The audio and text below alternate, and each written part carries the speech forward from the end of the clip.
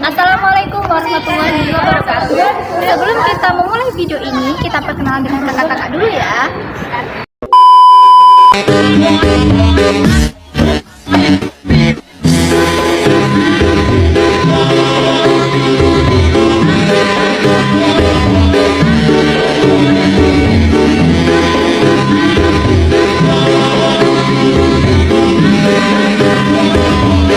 A few moments.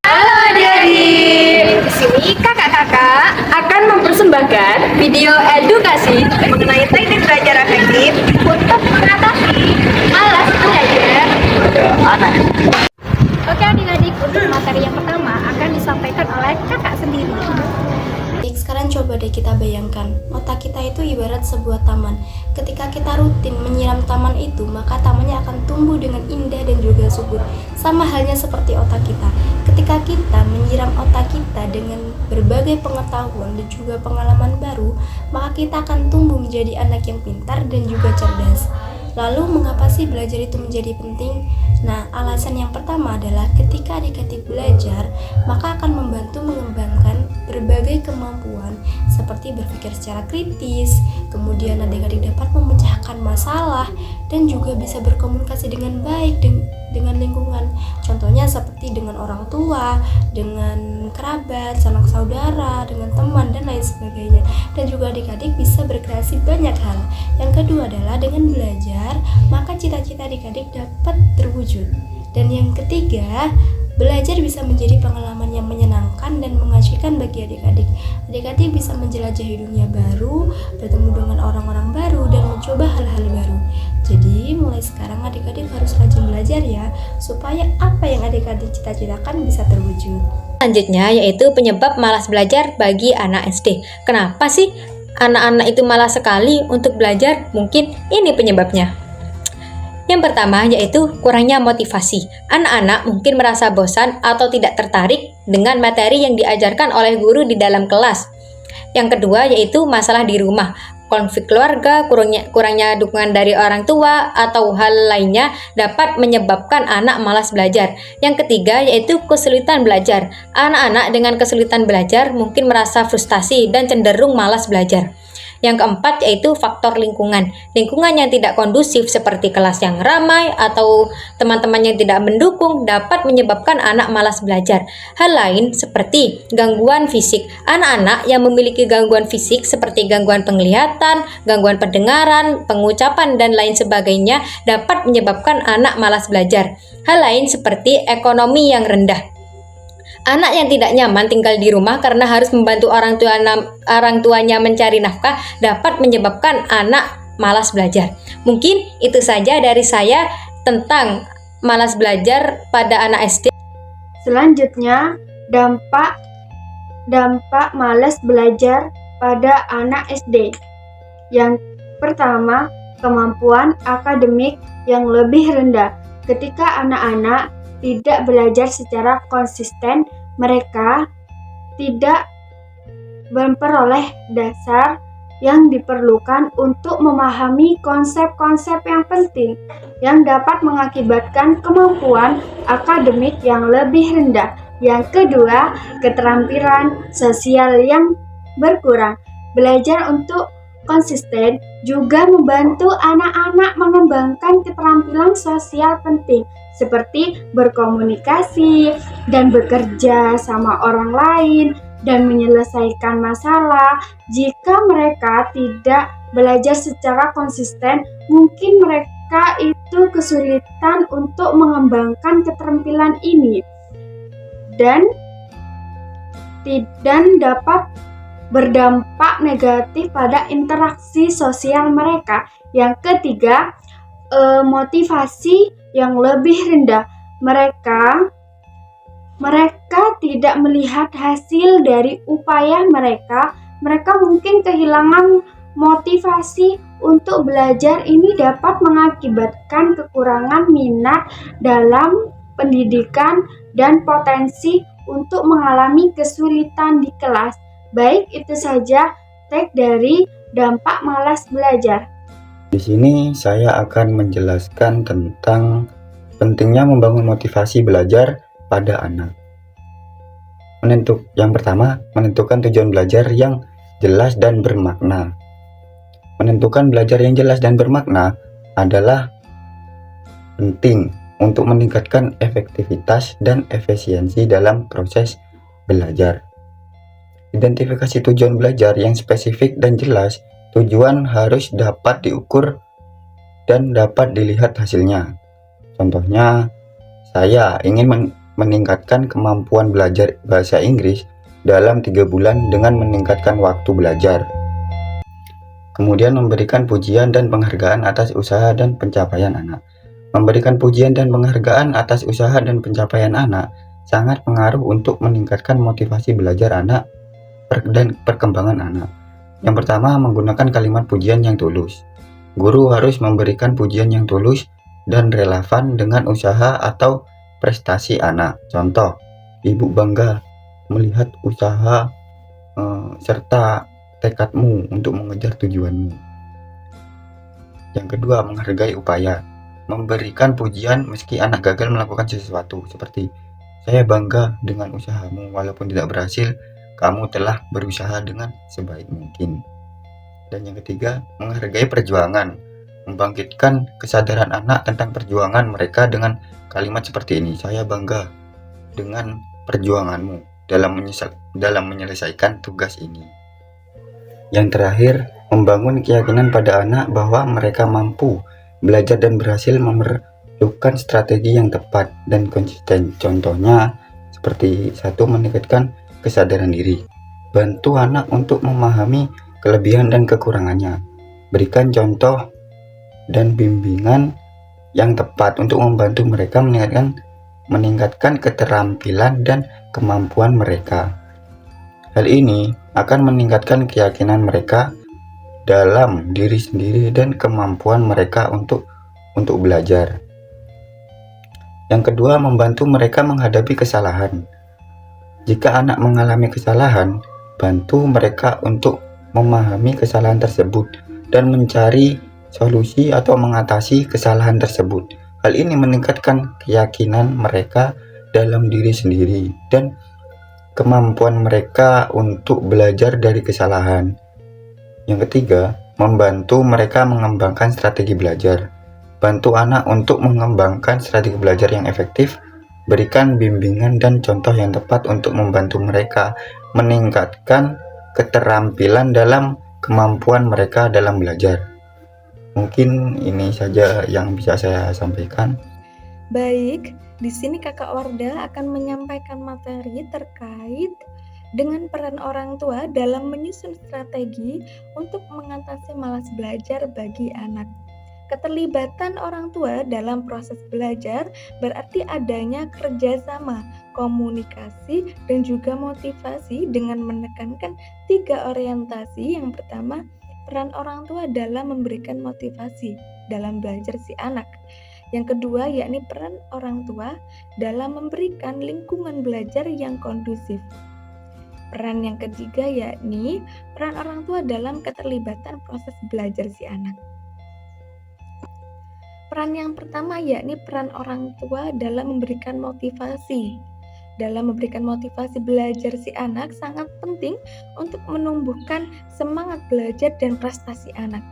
Dukungan yang diberikan dengan cara yang baik dapat membantu anak mengembangkan sikap positif terhadap belajar dan juga mencapai potensi akademik serta pribadi secara maksimal. Berikut ada beberapa contoh motivasi atau pujian atau penghargaan yang dapat diberikan orang tua kepada si anak untuk mendukung proses belajar mereka. Salah satunya, Mama bangga sekali dengan usaha kerasnya kakak dalam mengerjakan PR. Atau bisa juga, kamu memang belum berhasil nak, tapi ayah percaya suatu saat kamu pasti bisa. Seperti itu. Pujian dan motivasi yang diberikan dengan tulus dapat meningkatkan rasa percaya diri anak dan memotivasi mereka untuk terus belajar dan berkembang. Pastikan pujian yang diberikan spesifik untuk berfokus pada usaha mereka, pada kemajuan mereka, bukan hanya pada hasil akhir saja. Yang kedua yakni peran orang tua dalam memberikan lingkungan belajar yang kondusif. Salah satu contohnya yakni menyediakan ruang belajar yang nyaman, seperti pastikan ruangan tersebut memiliki pencahayaan yang terang dan juga fasilitas yang cukup atau memadai, seperti halnya adanya kursi dan bangku, adanya pensil, pena, alat tulis, dan juga buku serta lainnya. Juga sekiranya anak merasa nyaman. Yang kedua adalah mengatur waktu belajar yang tepat atau yang teratur dengan membuat jadwal belajar si anak dan juga disesuaikan dengan kebutuhan si anak tersebut. Yang ketiga ada mengurangi gangguan, seperti halnya kita bisa menyingkirkan sedikit terkait barang-barang elektronik. Sekiranya televisi ataupun HP itu bisa mengganggu proses belajar si anak, maka baiknya kita singkirkan terlebih dahulu sehingga anak bisa fokus kembali dalam proses belajarnya. Dengan menciptakan lingkungan belajar yang kondusif tersebut, orang tua dapat membantu anak untuk lebih fokus, lebih termotivasi, lebih efektif dalam proses belajar mereka. Dukungan dan perhatian orang tua sangat penting untuk memastikan anak dapat mencapai potensi maksimal mereka dalam pendidikan. Yang ketiga ada peran orang tua dalam keterlibatan proses belajar, yang mana ini poin yang sangat penting dan dapat berdampak positif baik prestasi akademik maupun perkembangan pribadi bagi si anak. Yang pertama, salah satu contohnya adalah mendampingi saat belajar anak, yakni seperti menyediakan waktu untuk menemani anak belajar, terutama ketika mereka mendapatkan tugas yang sulit. Maka orang tua bisa memberikan pencerahan kepada si anak seperti itu. Yang kedua yakni menjadi tauladan yang baik, seperti halnya orang tua bisa mengikuti kegiatan belajar bersama anak, seperti halnya membaca buku ataupun mengikuti kursus online. Yang ketiga yakni memfasilitasi diskusi dan juga refleksi, mengajak anak untuk berdiskusi tentang apa sih yang mereka pelajari dan bagaimana cara mereka menerapkannya. Dengan keterlibatan yang aktif dan positif dalam proses belajar anak, orang tua dapat membantu menciptakan lingkungan yang mendukung perkembangan akademik dan pribadi anak. Hal ini dapat membantu anak mencapai potensi prestasi yang lebih baik, tetapi juga membantu hubungan orang tua dan anak menjadi lebih baik juga pastinya. Mungkin itu saja yang bisa saya sampaikan. Terima kasih. Oke adik-adik, sebelum kita lanjut ke materi selanjutnya, mungkin sebaiknya kita harus ice breaking dulu ya, supaya kita pikirannya lebih fresh dan bisa lebih semangat lagi belajarnya. Nah, di sini kakak-kakak ada jargon biar kalian makin semangat. Kita contohkan dulu ya kakak-kakak ya. Oke. Jadi jargonnya itu seperti ini. Satu. Kalau kau suka hati bilang good job, good job. Kalau kau suka hati bilang good job, good job. Kalau kau suka hati jangan malas belajar. Kalau kau giat belajar. Nah, itu tadi jargon dari kakak. Yuk kita praktekkan bareng-bareng yuk. 1, 2, 3. Kalau kau suka hati bilang good job, good job. Kalau kau suka hati bilang good job, good job. Kalau kau suka hati jangan malas belajar. Kalau kau giat belajar pasti good job, good job. Oke, baik sekali.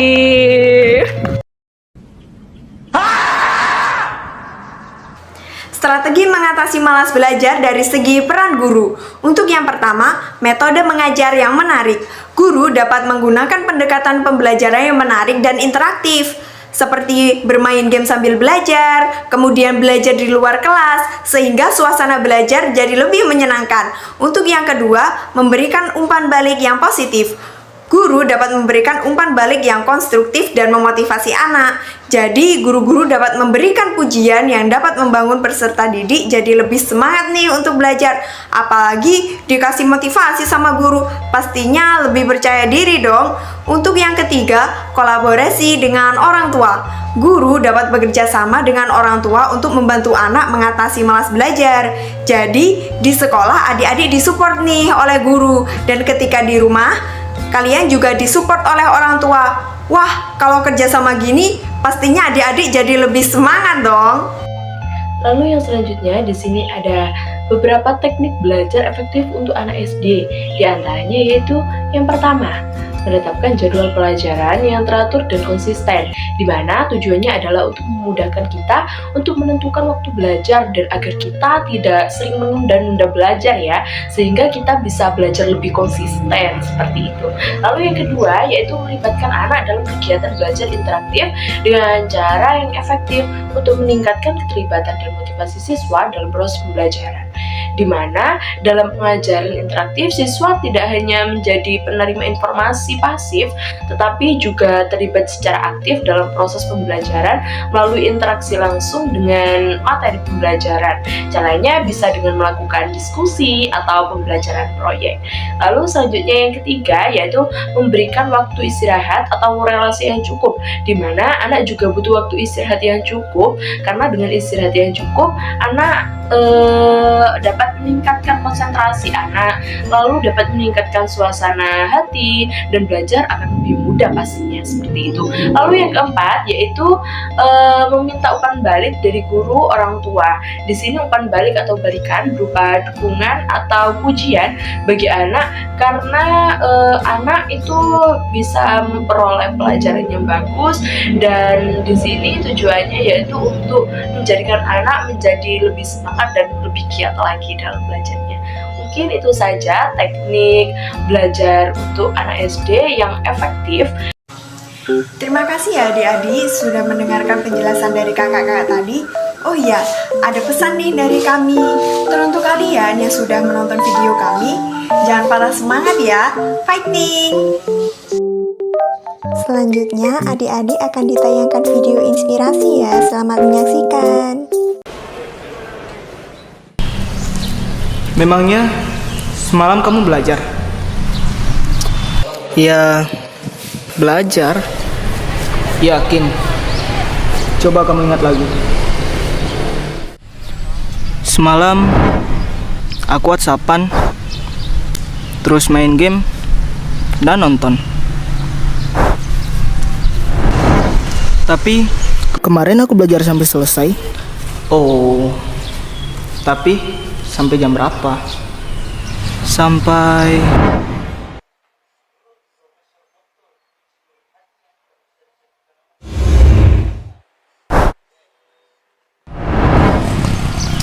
Sampai subuh. Iya ya, harusnya aku. Hal sekecil apapun itu janganlah dianggap remeh, termasuk dalam hal belajar. Karena sukses tidak akan diberikan begitu saja kepada orang yang malas. Sukses itu harus diperjuangkan. Memperjuangkannya dengan cara menciptakan kondisi belajar yang baik, mengatur waktu belajar dengan tepat, serta menyelesaikan segala tugas-tugas dan pekerjaan dengan cepat. Karena belajar memperluas wawasan tentang ilmu pengetahuan. Seperti yang dikatakan oleh Mahatma Gandhi, hiduplah seolah engkau mati besok, belajarlah seolah engkau hidup selamanya. Umur seseorang tak ada yang tahu, namun terus belajar adalah kewajiban. Karena sukses kamu, ya tergantung usahamu.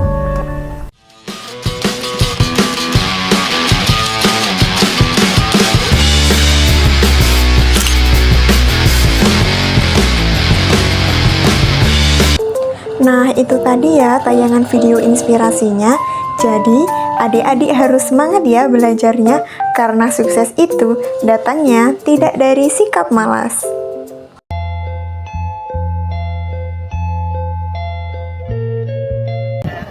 Itu saja video edukasi dari kami. Kurang lebihnya mohon maaf. Wassalamualaikum warahmatullahi wabarakatuh. See you.